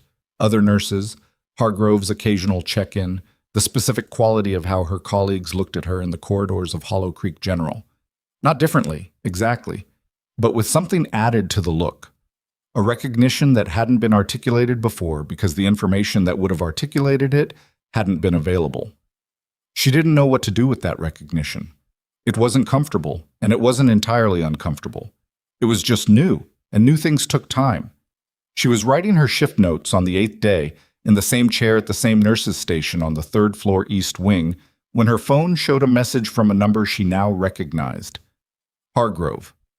Drew debriefed this afternoon surfaced new information. There's a name in his statement that's going to matter to you. Call me when you're clear. She read the message twice. She thought about Calvin Drew, who had walked into Hollow Creek General with a gun and a false lead about someone named Marcus, who had been fed that lead by the informant who wanted the evidence cabinet cleared. She thought about the case file. Distribution networks. 11 individuals, 7 confirmed deaths. She thought about the way Hargrove had said it moves when she asked what happened to the case. She thought about what name, surfacing from Drew's debrief, could possibly matter to her specifically. She had no connection to the case. She hadn't known about Calvin Drew before the morning he walked through the ambulance bay. She hadn't known about the evidence cabinet or the informant's deal or any of the 18 months of federal investigation that had culminated in a Tuesday morning in an emergency department in Denton Falls, Wyoming. She thought about Kowalski's complaint, filed within 20 minutes of their corridor confrontation. Filed fast, so fast that she'd noted it at the time and then set the observation aside because there had been more pressing things. She thought about what Pratt had said in his office. We need to place you on administrative leave pending the outcome of the review. She thought about how quickly that decision had been made, how little resistance there had been in the room to a call that should have required more deliberation. She set the phone down on the nurse's station counter. She looked at the corridor, at the ordinary Tuesday morning business of a hospital floor. There was a name that Drew had given in debrief that Hargrove thought would matter to her. And there was only one way a name from a federal narcotics case mattered to a suspended ICU nurse in a regional Wyoming hospital. If the reason she'd been suspended on the morning of the incident wasn't entirely the reason she'd been told. She picked up the phone. She called Hargrove. He answered on the second ring, and before she could say anything, he said, I should have looked at this earlier. I'm sorry I didn't. Tell me, she said. And he did. What Hargrove told her took 11 minutes. She stood at the nurse's station and listened without interrupting, which was how she listened when the information was the kind that required her full attention, and any question she inserted would slow down something that needed to arrive whole. The name Drew had given in debrief was a man named Paul Geddes. Geddes was not in the distribution network. He was not one of the 11 individuals named in the evidence records. He was, according to Drew's statement, the person who had told Drew that his contact, the Marcus he'd been looking for, was inside Hollow Creek General Hospital that Tuesday morning. Paul Geddes was a civilian contractor. He provided administrative consulting services to regional healthcare facilities in Wyoming, Montana, and Idaho. He had a 12-year relationship with Hollow Creek General that included, among other things, direct access to the hospital's administrative leadership. He also had, as federal investigators had established in the 24 hours following Drew's debrief, a financial relationship with two members of the distribution network whose names appeared in the evidence cabinet records. Not a direct operational relationship. Geddes wasn't moving product. He was doing something more specific and harder to see. He was providing information about shipment timing, about facility access, about which hospitals had which personnel arrangements on which days. He had known from his consulting access that the evidence cabinet had been placed in Hollow Creek's ED supply staging area as a temporary secure storage point during the operation's final phase. He had known because Hargrove's team had used the facility's cooperation to establish that temporary storage, and the facility's cooperation had run through an administrative channel that Geddes had access to. He had tipped Drew, not directly, through a chain of one intermediary, but traceable. Drew had enough reason to believe Marcus was in the building because Geddes had constructed a story that gave him that reason. And Geddes had known, through his consulting relationship with hospital administration, that a nurse on the third-floor ICU was a former Army combat medic whose service record had never been formally disclosed to the hospital. He told someone in the administrative chain, Hargrove said. We're still establishing who, but there's a financial transaction between Geddes and an account we've tied to the network that occurred 4 days before the incident. And there's a text message, recovered from his phone in the last 12 hours, sent the night before the incident to an unregistered number that we're still working, that contains the words, "The medic on 3, and an instruction to make sure she's not in the building when it happens. Nora stood very still. He knew I'd recognize something was wrong, she said. If I saw the second subject's positioning, if I saw the cabinet. That's the working theory. You have the background to read a tactical situation that most hospital staff wouldn't read. He couldn't guarantee you'd see it, but he couldn't risk it either. So Kowalski acted on his own. We're not placing him in Geddes' network. He grabbed you because he's the kind of man who grabs people, and he filed the complaint because he's the kind of man who files complaints before anyone can file one on him. But the complaint landed and was acted on faster than it should have been, and we think that's because Geddes made a call to someone in the administrative office that morning, before Kowalski filed anything, suggesting that a certain nurse on the ICU floor was a potential liability on a day when federal activity was expected in the building. She set her hand flat on the nurse's station counter, not gripping it, just resting it there, feeling the solid surface. He primed the administration to move fast, she said. The complaint gave them the mechanism. Geddes gave them the motivation. Neither of them expected Kowalski to cause an incident that put you in the parking lot at exactly the moment our vehicles were arriving. And neither of them expected me to come back, she said. A pause. No, Hargrove said. They didn't. She looked down the corridor. Through the window at the end of the east wing, the mountains were doing what they always did. She found she was grateful for that, for something in the visual field that didn't change based on what people decided to do to each other. Geddes is in custody, she said. As of this morning, federal hold. The text message alone is enough to open the conspiracy charge, and everything else builds from there. The network records in that cabinet, the ones that are intact because of what you did, include transactions that connect directly to Geddes' account. His consulting relationship with Hollow Creek and 3 other facilities was the distribution chain's access infrastructure. He's looking at a federal conspiracy charge, accessory liability for the 7 deaths, and whatever the DA decides to add. She absorbed all of it. The person in administration he called, she said. The one who primed them to move fast. Still being established.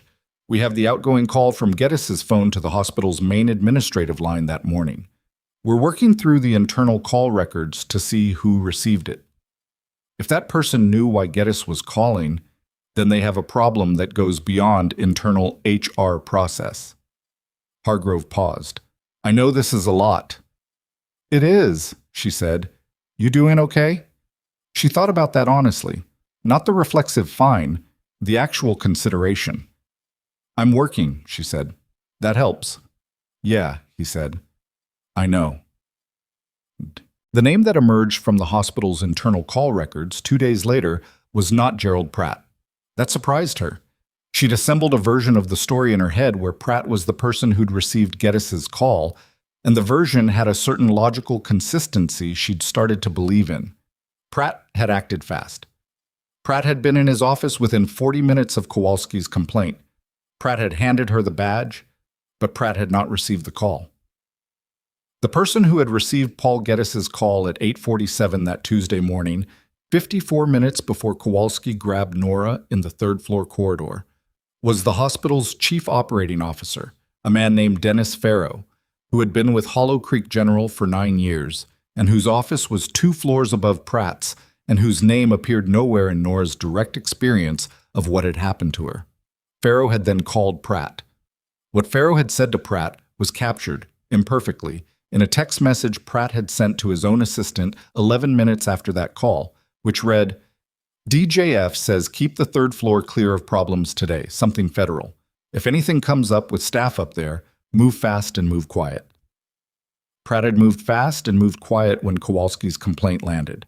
He had done it because his superior told him to, and because the kind of man who passed information downward rather than questioning it was exactly the kind of man who ended up being the mechanism for something he didn't fully understand. Whether Farrow had known the full context of Geddes' request, whether he understood that clearing the third floor of a specific nurse was connected to a plan to destroy federal evidence, was a question for the federal investigation. What was not a question was the call record and the text and the 11 minutes between them. Farrow placed himself on administrative leave voluntarily, which was either contrition or legal strategy or both. On the same day, the federal investigator contacted the hospital board. The board convened again. This session lasted 6 hours. Nora was seeing patients during all of it. Buzz. She found Jess Alvaro on a Thursday afternoon, sitting in the small courtyard off the hospital's east entrance with a coffee. She wasn't drinking, and the careful stillness of someone who had been told by a professional to sit outside and get some air, and was doing it with the dutiful joylessness of following advice she didn't entirely believe in. Jess was 24. She'd been back at work for 4 days. Light duty, the counselor's recommendation, short shifts. She looked like someone who was holding together through a combination of structure and the specific stubbornness of people who chose nursing as a career and then found out what nursing actually was.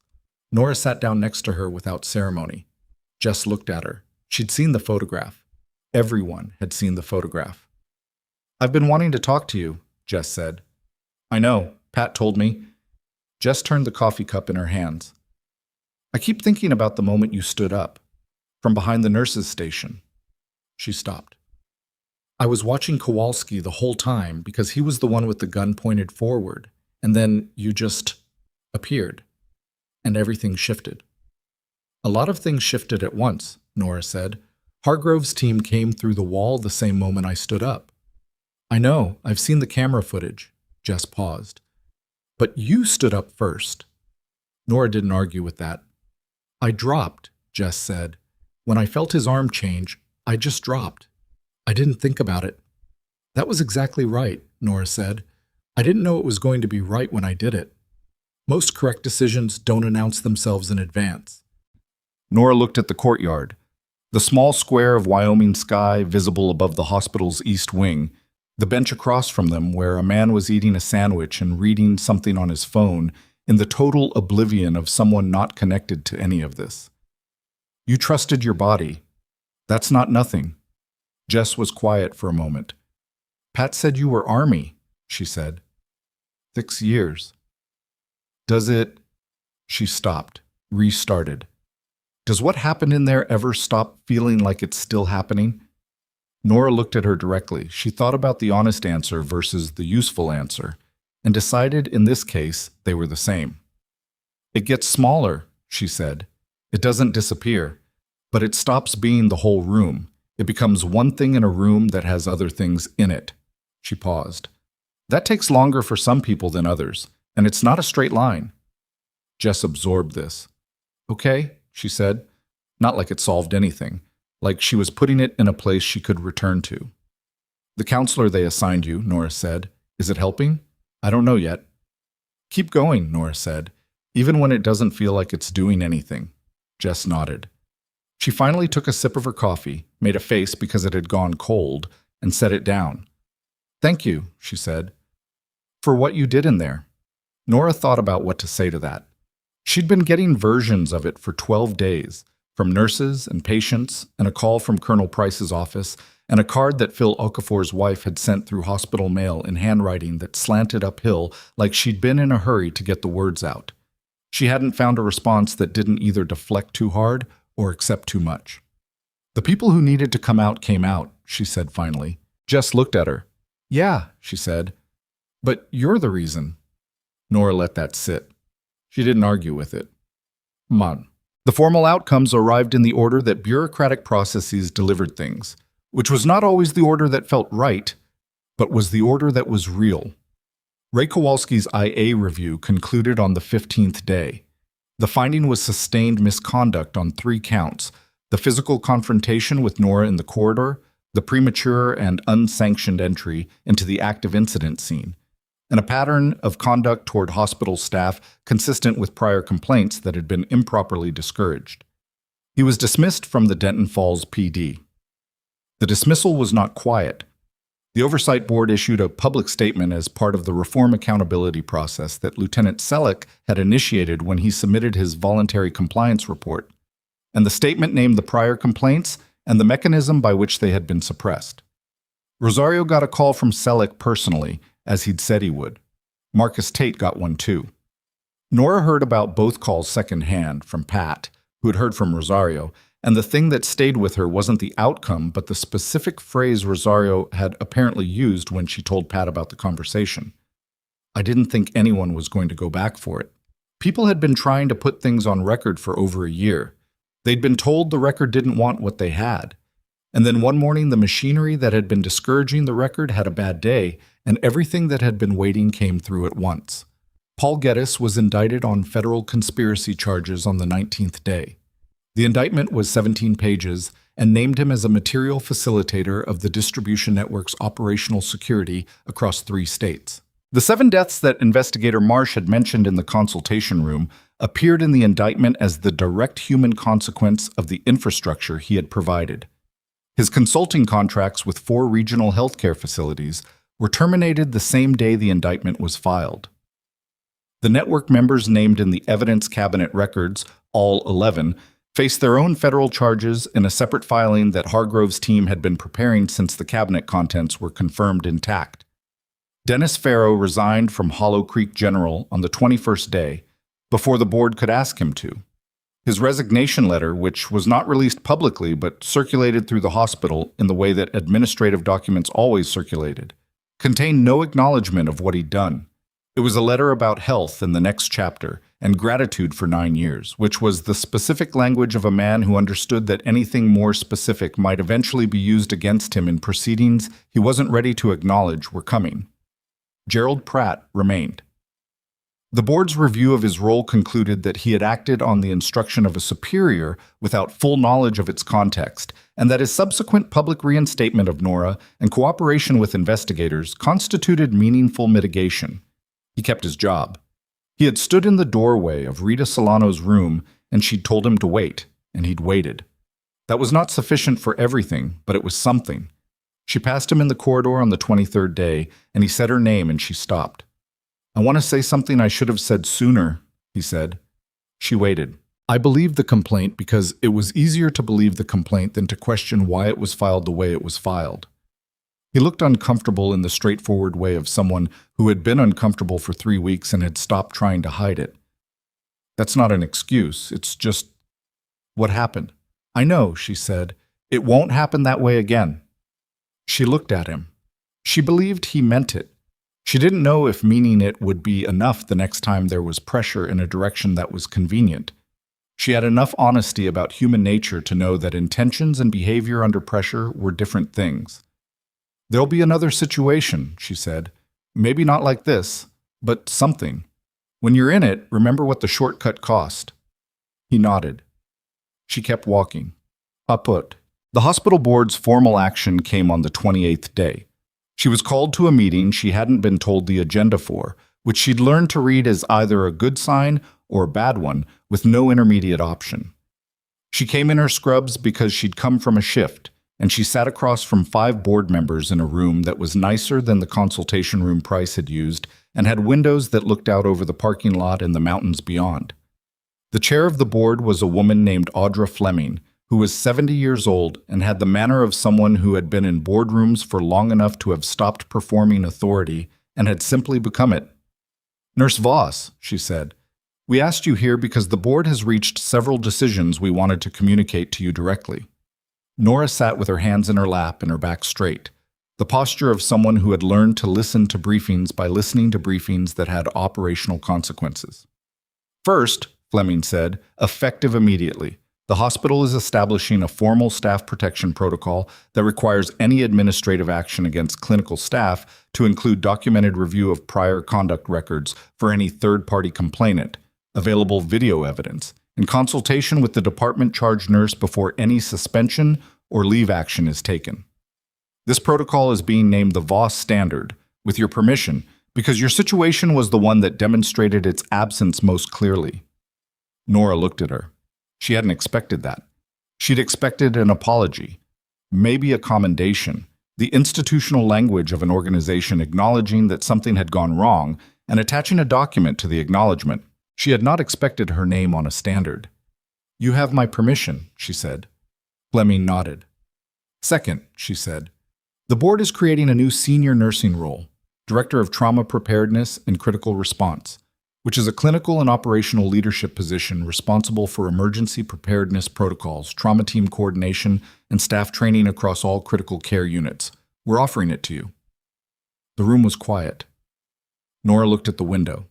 At the parking lot she'd sat in 28 days ago with both hands on the wheel, deciding whether to turn around. "What does the role look like in practice?" she said. Fleming looked slightly surprised that the question was that practical. She answered it practically.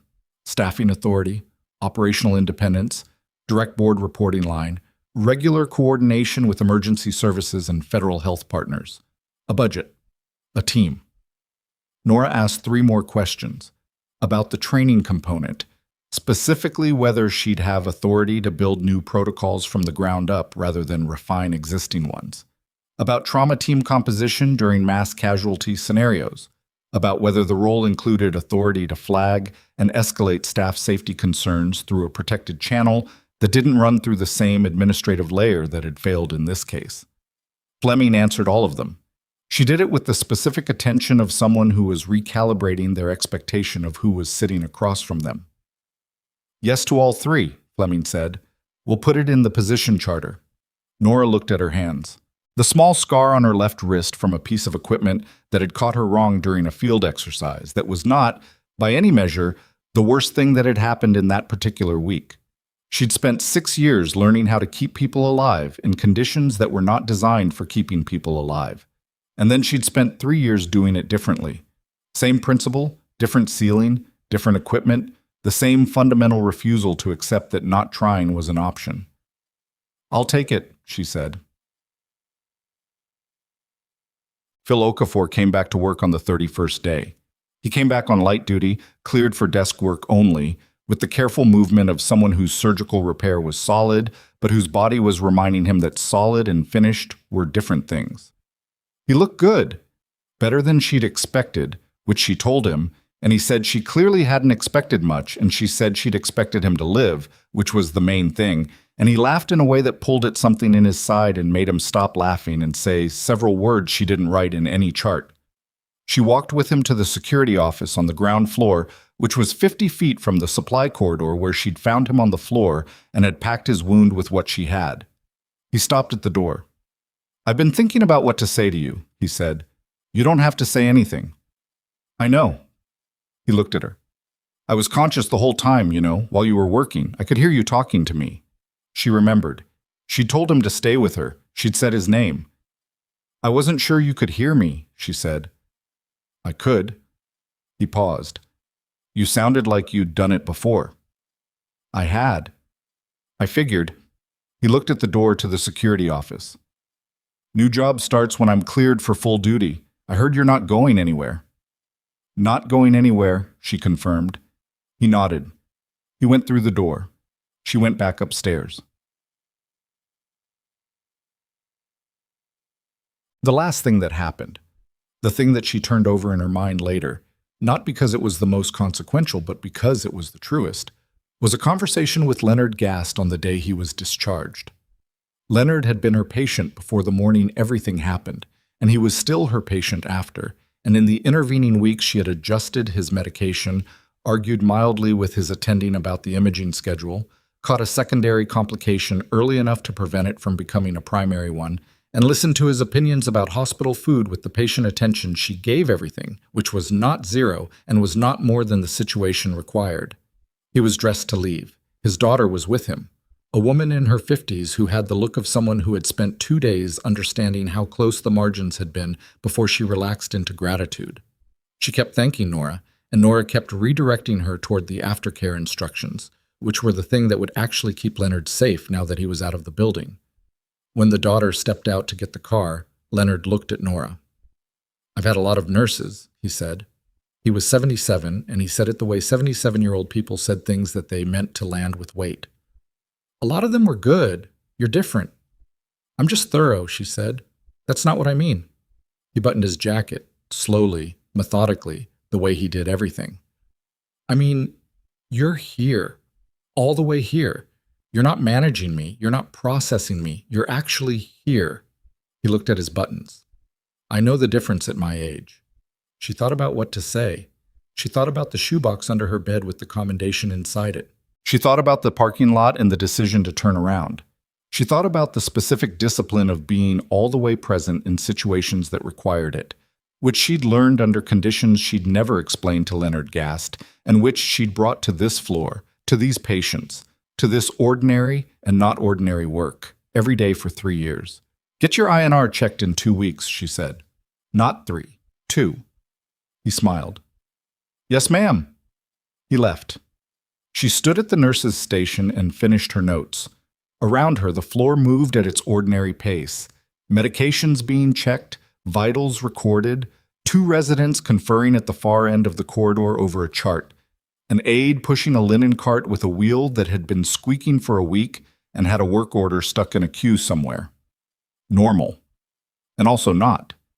She had a new title starting the 1st of the month. She had a position charter with 3 clauses she had negotiated personally. She had a protocol that carried her name on a standard she'd established without meaning to, simply by being the person who had been there and had refused to pretend the situation was acceptable when it wasn't. She had none of it because she'd wanted recognition. She'd never wanted recognition. What she'd wanted was to do the work and have the work be enough. And for most of her life it had been, because she'd been in environments where what you could do was what you were, full stop. What had changed? What the morning 28 days ago had surfaced, against her will and without her cooperation, was that the work had been enough all along. The record existed. The capability was real. The people she'd helped were helped. The evidence was intact. The threat was resolved. And the machinery that had tried to move her out of the building before any of it could happen had failed. Specifically because moving her out of the building had put her in a parking lot where she could see what was arriving. The people who had tried to use her absence as a tool had produced her presence instead. That wasn't grace or irony or anything that deserved a large word. It was just the specific, stubborn arithmetic of what happened when you did the work with everything you had, and you did it consistently over time. Eventually, the record was there, whether you'd been trying to build it or not. She saved her notes. She clipped her badge to her scrubs, the badge Pratt had given back to her in a doorway, while a patient's alarm was going off above their heads, inelegant and real. She picked up the next chart. There was a 53-year-old woman in room 307 who had been admitted 2 days ago with a presentation that the attending had charted as routine and that Nora, reading the numbers that morning, had thought was not quite routine in a way she couldn't yet name. She would figure it out. She would stay until she did. That was the job. That had always been the job. She walked down the corridor and went to work.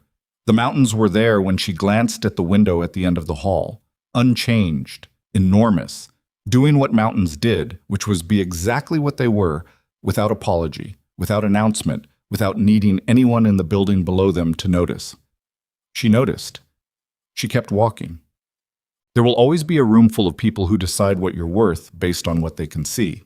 Your rank, your title, your clothes, your gender, your quiet. These become the ceiling they build for you without asking if you wanted one. Nora Voss didn't tear the ceiling down. She just kept working all the way up to it until the day the situation needed everything she had. And the ceiling turned out to be the one thing in the room that wasn't real. What was real was the work. It always had been. That's the thing about doing something right, consistently, over time. It builds a record you don't have to defend. When the moment comes, the record speaks. And it is louder than anyone who tried to tell you to stay in your lane.